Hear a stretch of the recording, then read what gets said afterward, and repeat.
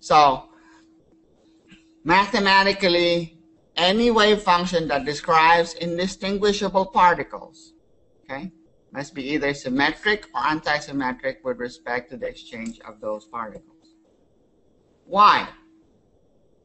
It shouldn't matter which one you call it particle 1, which one you call particle 2, because if they're indistinguishable. Okay, so if it's antisymmetric or symmetric, okay, if you operate, okay, the permuting operator on, let's say, psi, and you get back plus or minus psi, okay, then the square of psi will be the same regardless of which one you call electron 1 or particle 1 or particle 2. Because if you take the square of the result, that's still the same square as the square of the original. Okay, so psi squared should be the same.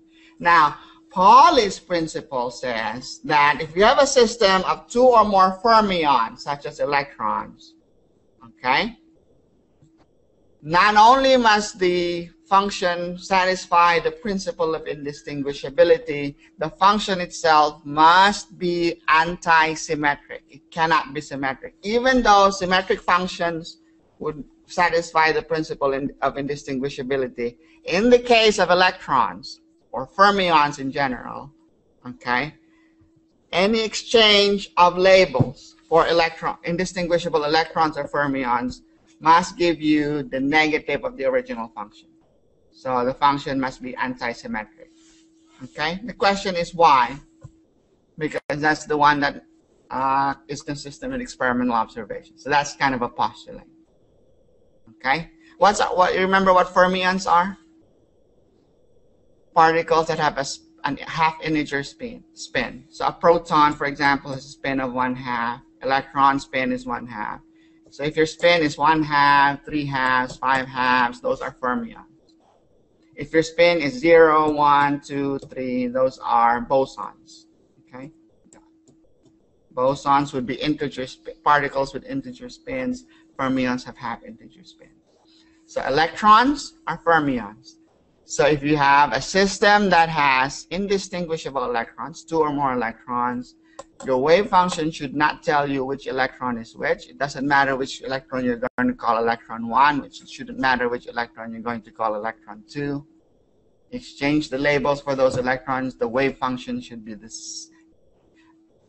You should just get the negative of the wave function that you wrote. And that should represent the same physical reality, because if you square it, it's the same value. Okay? So going back to our original functions here, based on that, on those, okay, so we're going to ignore electron-electron repulsion term for now. So these would have been acceptable. These would have been the correct results if we have, so this would have been the correct wave functions if there was no electron-electron repulsion. Okay, so 1s1 spin up, so alpha 1 is 1s2 beta 2. So this is this one, right? This is 1s1 beta 1. Electron 1 is spin down. 1s2 alpha 2. Electron 2 is spin out. Which of these functions are acceptable? First of all, let's look at the first one. Is that symmetric or anti-symmetric? Electron 1 is spin up, electron 2 is spin up. Is that symmetric or anti-symmetric? Or is it asymmetric? If I were to exchange labels for 1 and 2, so I make this a 2, I make that a 2, I make that a 1, and I make that a 1. Do I get back the original function? The negative of the original function, or not? Neither.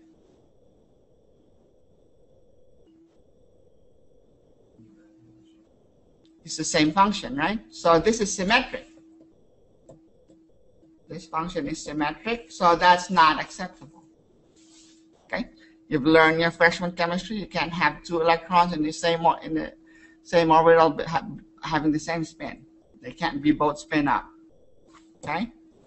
And the reason for that is, even though they become indistinguishable, right?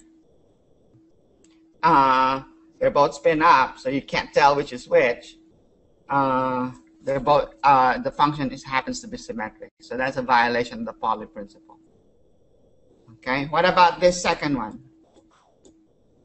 Electron 1 is spin down, electron 2 is spin down. Both spin down. Is that acceptable? No, because your function is symmetric with respect to exchange of labels for electron 1 and electron 2. How about this third one, F3? This is your F3, right? Electron 1 is spin up, electron 2 is spin down. Is that acceptable?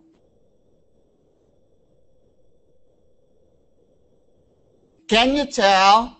All right. Can you tell which one's electron 1, which one's electron 2? Well, let's pretend you can see the electrons and you say, okay, this electron is spin up. So that must be electron 1. And this electron here is spin down. That must be electron 2. I can tell which is which. This is not acceptable.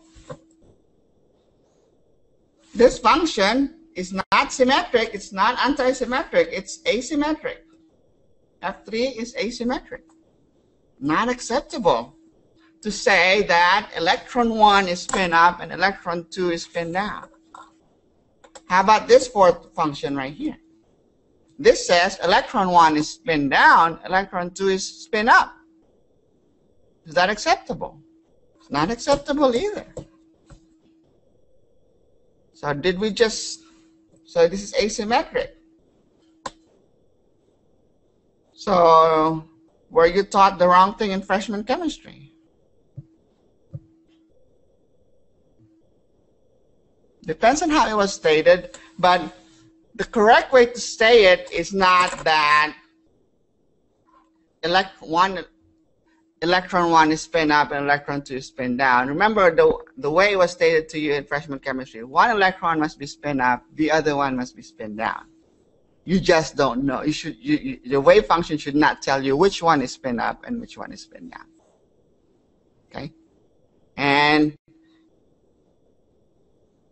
you would say then the likelihood that one is spin up, the other one is spin down, and the likelihood that it's the other way around would be equally likely, right? So you say it's 50% chance. So in other words, you can say then it's 50% chance it's this one. There must be a 50% chance it's that one.